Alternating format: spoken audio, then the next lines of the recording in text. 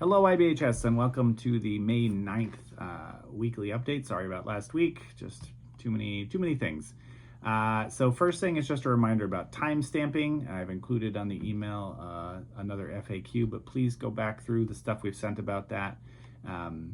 So the FAQ, should cancellation notes be time stamped? Yes, everything, all the notes that we do should be time stamped. And if you're unsure of how to do that, please follow up with your supervisor. How do we handle paper notes? That is the one exception where we do not timestamp in Energy because you are writing on the paper note your time of entry. So that's the one case where you wouldn't put the timestamp in. How far back do we need to timestamp? Everything from May 2nd onward must be timestamped. So you might be getting corrections back that say you need to add that because anything from 5/2, which is when we initially sent it out, must be timestamped. Timestamp appears at the beginning of my note, not the end. Is that okay? No, please move it down to the end of that section. And it is possible that you are putting it in the wrong section if it's showing up in the wrong place. So reach out to your supervisor about that. And we are going to address some BCBA specific questions about case management notes and timestamping at our meeting that's coming up next week. So if there's still additional questions about that, we'll probably address them in that, but keep the questions coming. It's super helpful. Our May mini training will be on generalization, and Gina's going to be doing it. That's on May 23rd from 12 to 1, Zoom only. The information is in the email, so you can check back to that. And you can either watch live on Zoom or you can watch afterwards the recording. And this training should be super valuable for all clinical staff, both individual and group. So I definitely recommend checking it out. I sent an email earlier this week about the upcoming IT changes. Zoom is switching to Teams, so we've got some real mixed feelings about that. We're getting a Microsoft 365 subscription for the whole organization.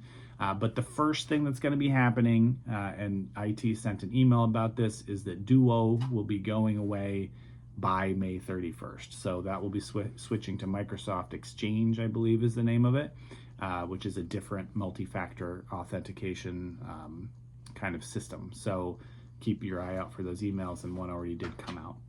Code word for this month for this week is summer, like the season, summer, just on my mind. KidsPeace also sent out an email about the SLT and KidsPeace Foundation Awards. So there's $2,500, I believe is the amount, grants. If your program has something that could really make things better for the kids, it has to be like something that benefits the people that we work with, a curriculum, a training, a certification, materials, other fun stuff or valuable stuff. You only have a week left. The applications have to be in by May 16th, which is next Friday. But you can use ChatGPT, to kind of throw it together, and you have a chance at winning some money to do something cool for your program.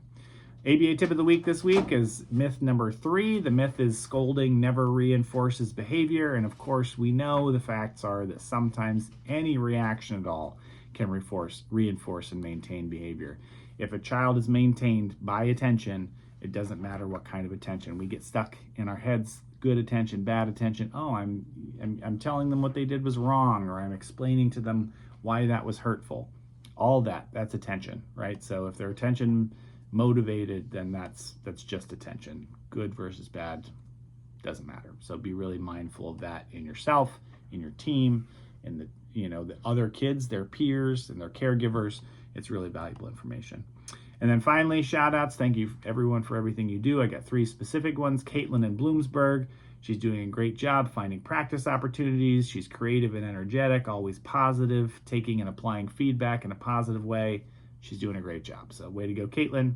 Huge shout out to Leia from after school. I saw her in her classroom the other day. Super impressed. She had all the kids engaged. She was having fun and laughing. It looked great. Really proud of that. And then finally, shout out to Sierra and Burks. My boss, Chris, does a community program spotlight once a month. And she was one of the people chosen for that because of the great stuff she's doing. So we're really happy to have her as part of our team. Thank you all for watching, and have a great weekend.